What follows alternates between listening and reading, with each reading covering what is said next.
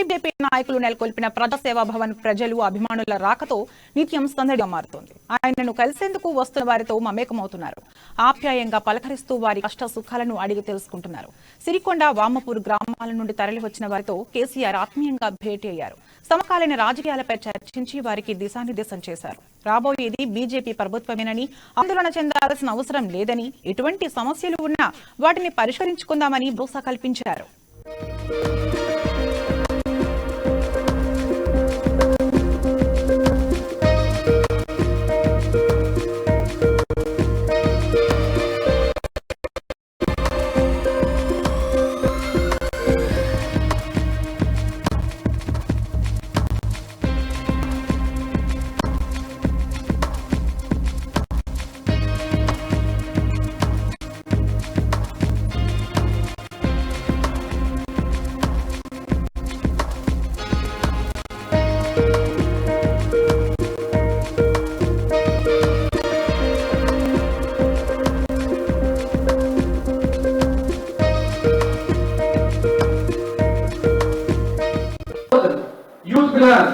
వీళ్ళు బాగా గుర్తుపెట్టుకోండి.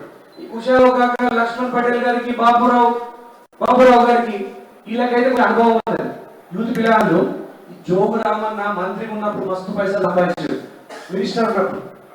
మళ్ళా ఎమ్మెల్యే ఒకసారి మినిస్టర్, మస్తు పైసలు.